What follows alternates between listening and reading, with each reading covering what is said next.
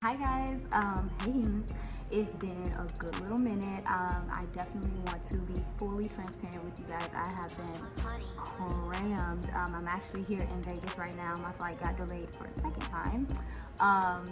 Here at the NABJ conference, that is the National Association of Black Journalists Conference. I was invited here by a couple friends that work for ESPN and things like that. Got the opportunity to shake a lot of hands and network with a lot of good people in the industry. See some familiar faces like Dia Wall, Ashley was here. And I'm just trying to put myself in a position to be better for you guys and do this at a high level. So I appreciate y'all's patience, but I want to talk about camp.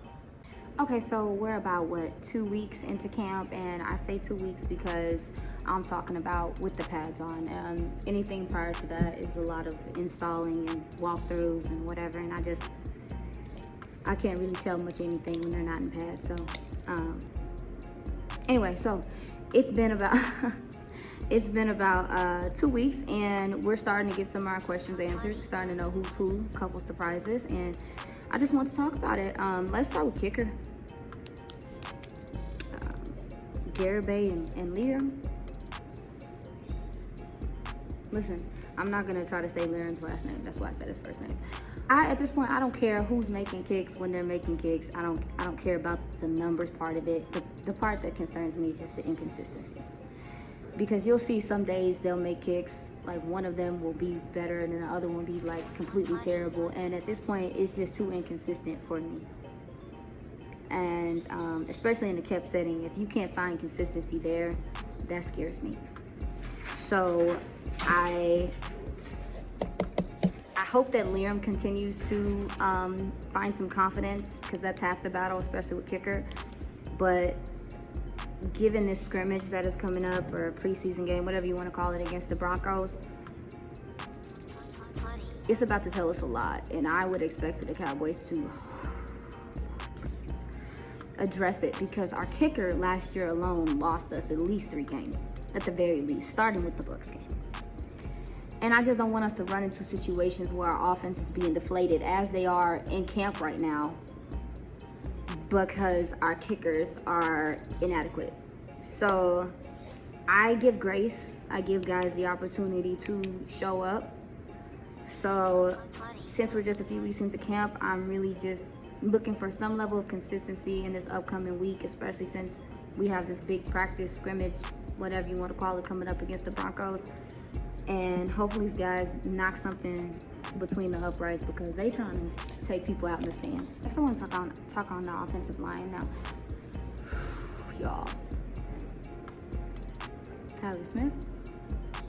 Tyler Smith continues to be consistent in camp. He continues to show his development. He continues to show that he is teachable, he is coachable, he's listening, he's taking direction, and he continues to show his power, his versatility, his ability to get to the second level. He can pull. I'm so proud of him, like just doing the little bit of research I did on him post-draft, and hearing a little bit about his story, and him, really just locking in this offseason to be this prepared for camp, to where he's clearly better than McGovern. He's clearly the better option there. And some of those double team blocks with him and Tyron just look like they're moving people out the way in the right way. And you and I both know that our defensive line is not particularly easy to move. So just very glad to see what I'm seeing from him, and proud of him. And also, got to give the Cowboys scouting department credit. They saw it, we didn't. They said this guy just needs some coaching. We didn't, and here he is. Also, Terrance Steele. So, right tackle has my attention, and that's not a knock on Steele. There's nothing It's not nothing negative. I believe in work ethic, and he has that. And so I expect, for if there's something that he's struggling with, that he can fix it. He obviously looks far better in his run fits, and that's just the strength of his game.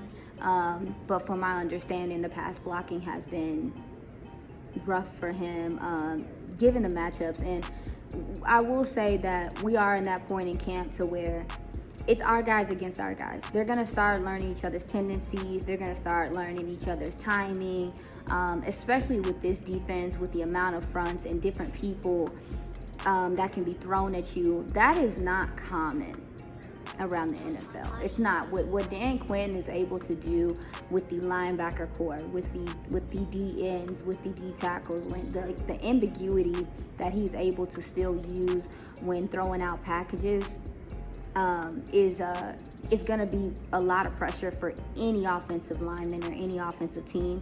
So I'm trying to see how he looks up against another opponent, and then we can go from there. I know a few folks, would argue he doesn't practice well. See, I'm not gonna say all that.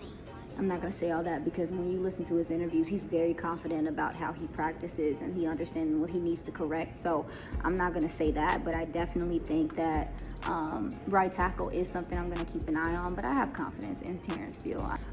Zach Martin, Tyron Smith. Listen, I know a lot of us worry about Tyron Smith's health, but just enjoy while he's here. Enjoy while he's healthy. And right now, he's healthy. So let's just enjoy seeing what we have from the offensive line right now. I still think swing tackle scares me. Tyler Biadasz seems like he's improved a little bit, sitting in his hips a lot better. He's taking the point of contact to me a lot better. He's not just completely getting pushed off the line, and that's what you want to see. Like, these guys, we got to give them time and room to improve. Also, too, the offensive line is a unit, so there was a lot of compensating going on last year on this offensive line because there were numerous weak points. So hopefully shoring up some of those weak points like left guard might make it easier for Tyron. Hopefully getting better play from Terrance Steele will make things easier for Zach Martin, and so on and so forth. So, okay, so since we're talking about the offensive line,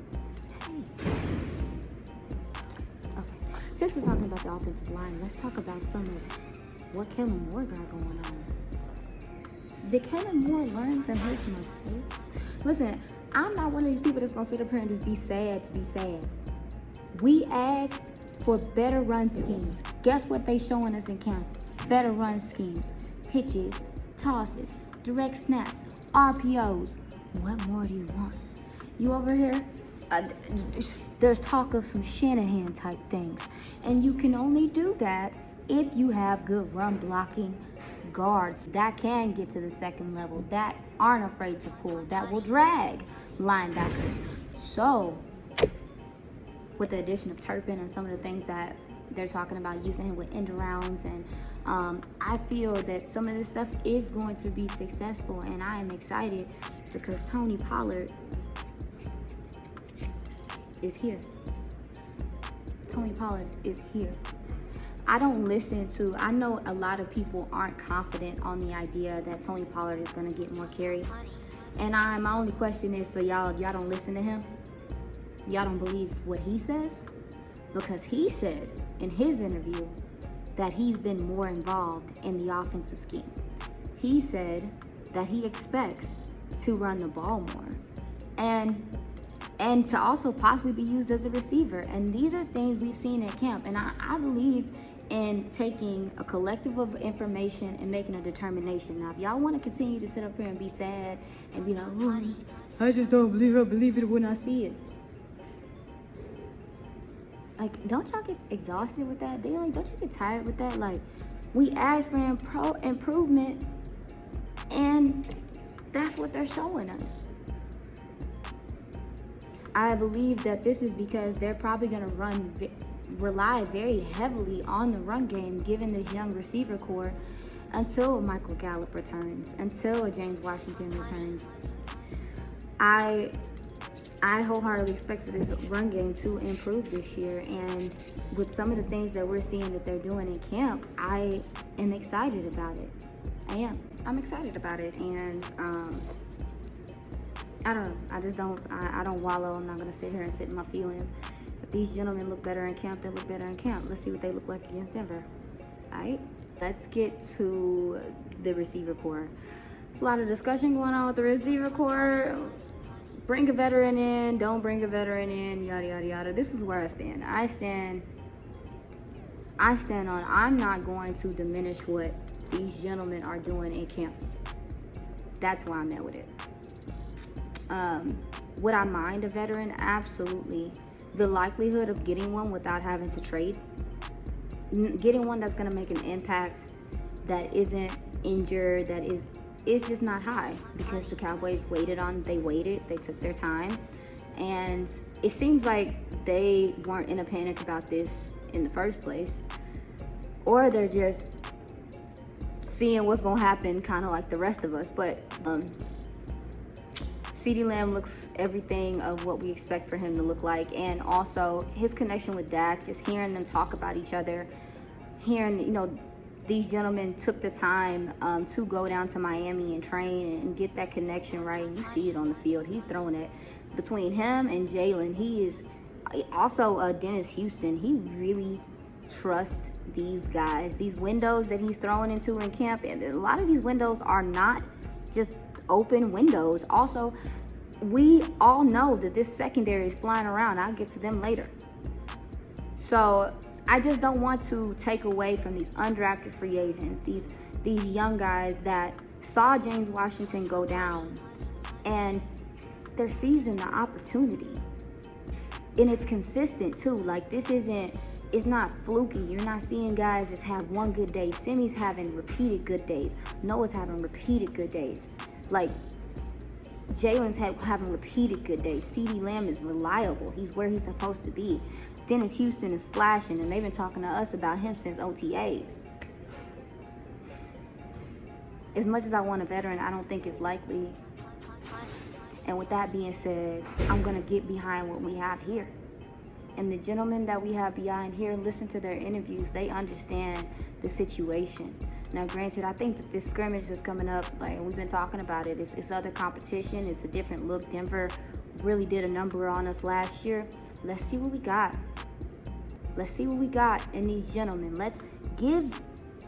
Everyone talks about the stories, the undrafted free agent. Oh, this guy came out of nowhere. Oh, let's see what happens. I also really think that Dak sees this as an opportunity to show what he's capable of, to show that he can elevate people. Not that he hasn't done it before. Come on, Dalton Schultz. Come on, Cole Beasley. Come on, Cedric Wilson. Come on, Amari Cooper. Like, they helped each other, but let's be real here. I think that he sees this young receiver core, and this is his first. These are his first babies, y'all. These are his first receivers that he's gotten to grow with, and these are his guys. And you really see it on the field. A lot of people don't want to talk about chemistry and camaraderie, but it means something on this team, and this locker room likes each other a lot. They love each other. They say it in their interviews. They spend time with each other, and you see this stuff on the field, especially when you start talking about the communication with the offensive line. They need to know his cadence. They need to know even how he grunts. So I'm just not in the business of diminishing these gentlemen and the work that they're putting in and the consistency that they're showing in camp against a secondary, a defense that is not easy to score on. And they're battling. It's some days the defense wins, some days the offense wins, but we're going to have to wait and see this week, y'all. And if my quarterback trusts these guys, which he said quite a few times in his interviews, specifically talking about Dennis Houston, who am I? Who am I to be like, nah, not that guy? Who am I? If he's at the right place at the right time, he's running his routes correctly, he's catching balls consistently, who am I? Who are we? Give it this week, y'all. On to the defense.